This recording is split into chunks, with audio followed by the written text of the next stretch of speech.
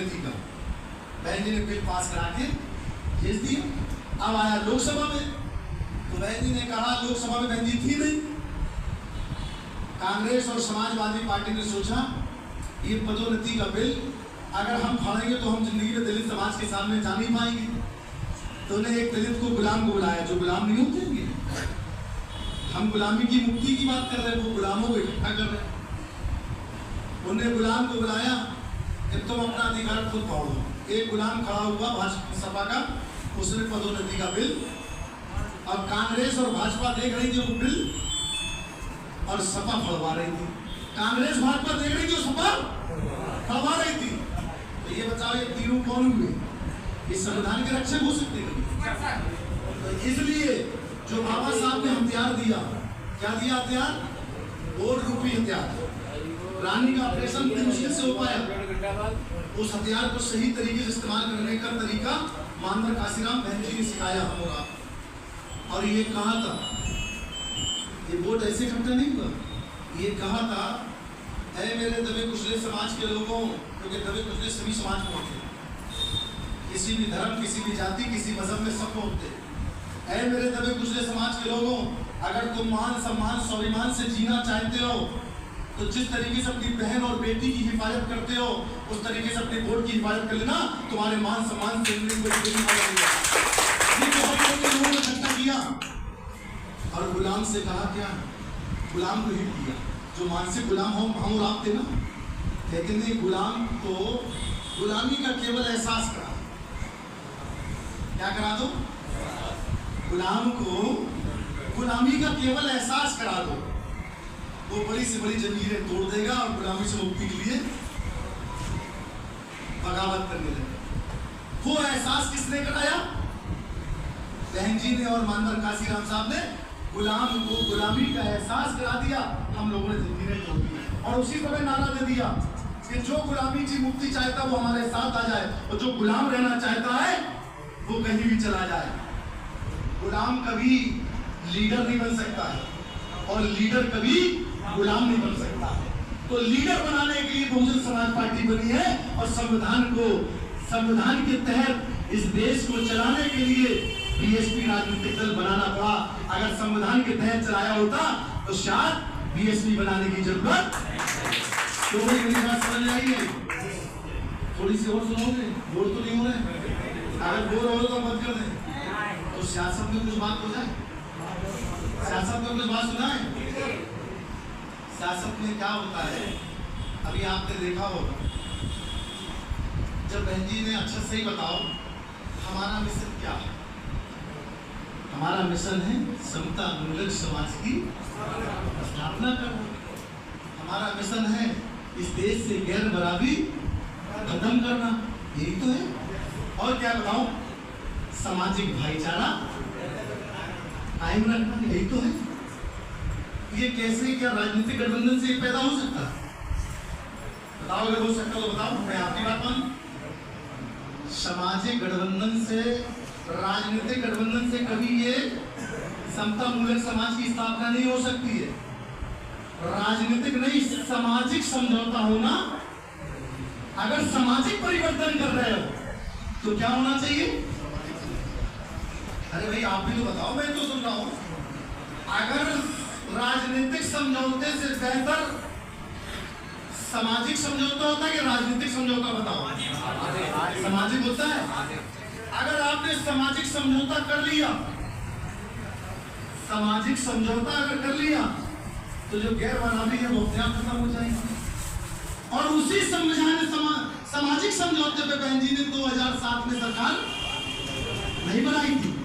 जब भारतीय जनता पार्टी ने सरकार, जब बहन जी ने इस्तीफा दिया, मैं दूसरी ओर जा रहा हूँ सियासत की तरफ। जैसे बहन जी ने इस्तीफा दिया सरकार से, तो भारतीय जनता पार्टी देश में केंद्र में सरकार किसकी थी उस समय? अटल जी की सरकार थी। भाजपा की सरकार थी। भाजपा को बहुत गुस्सा आया कि सरकार से इस्तीफा दे दिया। मैं इनको बताऊंगा, हमारे 47 एमएलए तोड़ दिए। कितने टोल? 47 एमएलए तोड़ के सपा की सरकार बना दी। और इतना ही नहीं, बहन जी पर आय से अधिक संपत्ति का मुकदमा, ताज कॉरिडोर का मुकदमा, सीबीआई के छापे, ईडी के छापे बहन जी घरों पे पहुंचा दिए। गिरफ्तारी की, लटका दी, लेकिन कहते नहीं है शेरनी बहन बहादुर बहन, आयरन लेडी खिताब ऐसे नहीं मिला। भाजपा से डरी नहीं, झुकी नहीं, कोर्ट का सहारा लिया और बहन जी ने कहा जिस भाजपा हमें मिटाना चाहती है उस भाजपा को हम मिटाना जानते हैं, कैसे मिटाएंगे। तो बहन जी ने क्या सोचा कि जिस समाज पर भाजपा उछलती है, नहीं समझे, जिस समाज पर भाजपा उछलती है अब हम उसी समाज को अपने साथ जोड़ लेंगे, सामाजिक भाईचारा बना। बहन जी ने ब्राह्मण के बेटे को बुलाया, क्षत्रिय के बेटे को बुलाया, वैश्य समाज के बेटे को बुलाया, पाल प्रजापति कुर्मी समाज के बेटे को, लोधी समाज के बेटे को, कुशवा समाज के बेटे को, वर्मा समाज के बेटे को बुलाया, राजभर चौहान को, जाट गुजर को बुलाया, मुसलमान को बुलाया। और बहन जी ने सबसे ये कहा कि आप लोग अगर लीडर बनना चाहते हो, आप लोग अपने समाज का नेतृत्व करना चाहते हो, अपनी समाज को कुछ देना चाहते हो, तो आप संघर्ष करना सीखो, अपनी समाज को जोड़ो। तो ब्राह्मण को जोड़ा, ब्राह्मण निकला अपनी ब्राह्मण में, क्षत्रिय निकला क्षत्रिय समाज में, वैश्य निकला वैश्य समाज में, कुर्मी निकला कुर्मी समाज में, कुशवा निकला कुशवा समाज में, मुसलमान निकला मुस्लिम समाज में, पाल प्रजापति कश्यप निकला अपनी समाज में, जाट गुजर अपनी समाज में निकला, राजभर चौहान अपनी समाज में निकला। जब निकलने लगे और अपनी अपनी समाज से वकालत करने लगे बहुजन समाज पार्टी की, तो फिर लोगों को सोचने के लिए मजबूर कर दिया। लोग कहते थे बीएसपी कहीं नहीं, खत्म है। 2006 से लेके ऐसा डंडूरा पीटा कि जब 2007 का चुनाव आया, देश की मीडिया ये नहीं कह रही थी कि अब सरकार बनने वाली, ये कह रही थी देश की मीडिया कि 80 एमएलए जीत कर आएंगे, 60 एमएलए जीत कर आएंगे। एक चैनल कह रहा था 120 एमएलए। लेकिन जब चुनाव आया और चुनाव आते ही जब वोट डालने का मौका मिला तो देश के सबसे बड़े प्रदेश में पहली बार उत्तर प्रदेश में बहुजन समाज पार्टी की सरकार उत्तर प्रदेश बनी। और जब बहन जी ने चुनाव के पहले कहा था जिसकी जितनी संख्या भारी उसकी उतनी हिस्सेदारी, जब सर समाज ने वोट दिया तो एक पेपर ने निकाला कि बहन जी किस किस को अधिक वो देंगी हिस्सेदारी। बहन जी ने कहा अगर हमने वादा किया तो हम निभाना भी था। बहन जी ने अगर मुख्यमंत्री पद की शपथ ली तो ब्राह्मण और मुसलमान और बैकवर्ड के साथ कैबिनेट की शपथ दिलाई।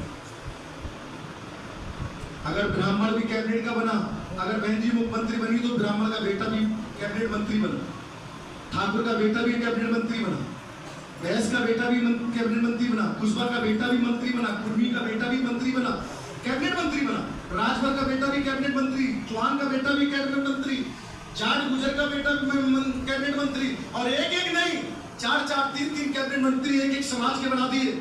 और जो समाज नाई विश्वकर्मा समाज होती है, जो हर विधानसभा में 25-30 हजार नहीं होती है कि वो चुनाव लड़ सके, विश्वकर्मा बोले कि बहन जी हमारी समाज तो हर विधानसभा 2,000-3,000 है, कहीं नहीं है, हमारा क्या होगा। नाई समाज बोले साहब हम तो एक गांव में 2-4 लोग रहते हैं, हमारा क्या होगा। बहन जी नाई के बेटे को बुलाया, विश्वकर्मा के बेटे को बुलाया, जाओ तुम एमएलसी बन जाओ, मंत्री तुम भी बन जाओ, तुम्हारी समाज ये नहीं कैसे हमारे हमें कुछ नहीं दिया, क्या तुम्हारी समाज। जैसे ही मंत्री बने, अब समझ लेना हम कहाँ जा रहे हैं। जैसे ही मंत्री बने तो ब्राह्मण कहने लगा मैं मंत्री, ठाकुर कहने लगा मैं मंत्री, वैश्य कहने लगा मैं मंत्री, मुसलमान कहने लगा मैं मंत्री, पाल प्रजापति कश्यप दलित कहने लगा मैं मंत्री। जब सब मंत्री सब बराबर से हो गए तो किसी समाज के साथ अन्याय अत्याचार नहीं समझ में आई। सामाजिक योजन और सामाजिक परिवर्तन के लिए जब तक सामाजिक भाईचारा नहीं होगा तो कैसे सामाजिक परिवर्तन होगा, नहीं आई समझ में। वो समाज को तैयार करके बहन जी ने समायोजन किया और सामाजिक भाईचारा पैदा करके राजनीतिक सत्ता की चाबी तक उनको पहुंचाया। और जैसे ही सामाजिक समझौता हुआ तो ना दलित को बैकवर्ड ने मारा, ना दलित ने बैकवर्ड को, ना बैकवर्ड ने अपर कास्ट ने दलित को मारा, ना अपर कास्ट ने दलित को मारा, ना दलित ने अपर कास्ट को मारा। यही तो समझौता है, यही तो सामाजिक भाईचारा है, यही तो बीएसपी चाहती, यही तो मिशन है। तो वो मिशन कहां से आया? संघर्ष से। नहीं आया बताओ। तो संघर्ष से क्या है? सियासत। तो आपको क्या करना चाहिए बताओ, जरा कस के बताओ, हम चले। संघर्ष करना है। अगर संघर्ष करना बंद कर देंगे तो सियासत आपके हाथ से चली गई। हम लोगों ने संघर्ष करना और जोड़ना बंद कर दिया। जो मैं गलत कह रहा हूं बताओ आप लोग, मेरी बात से कितने लोग सहमत है, जरा हाथ उठाओ। सब लोग सहमत हैं? तो क्या करना है पहले नंबर पर? संघर्ष कोई तलवार पर नहीं, केवल अपनी बात को संघर्ष, अपनी मेहनत का कुर्बानी देना, और कुर्बानी कभी बेकार। मानवर साहब कहते थे मैं चला ही था अकेले जानवे मंजिल, क्या कहा था उन्होंने, क्या नारा था? मैं चला ही था जानवे मंजिल, मगर लोग आते गए कारवा बनता गया। आप भी अपने आप को इसी तरीके से काम करो। अगर मानवर साहब और बहन जी के मानने वाले, कितने लोग मानवर साहब, बाबा साहब, बहन जी के मानने वाले, जरा हाथ उठाओ। मैं आपको सच्चे दिल से कह रहा हूँ, बहुत जिम्मेदारी से कह रहा हूँ, अगर आप सच्चे मानने वाले हैं तो उनके नक्शे कदम पे चले, अगर नहीं मानने वाले तो धोखा मार। विश्वास के लिए बहन जी ने विश्वास ना टूट पाए, अपने जीवन को समर्पित कर दिया इस बहुजन समाज के लोगों में, तो क्या हम नहीं करना चाहिए? बताओ। अच्छा, तो आज से आप लोग संघर्ष करोगे? बताओ भाई बताओ। हम कहते कुछ नहीं करो, सेक्टर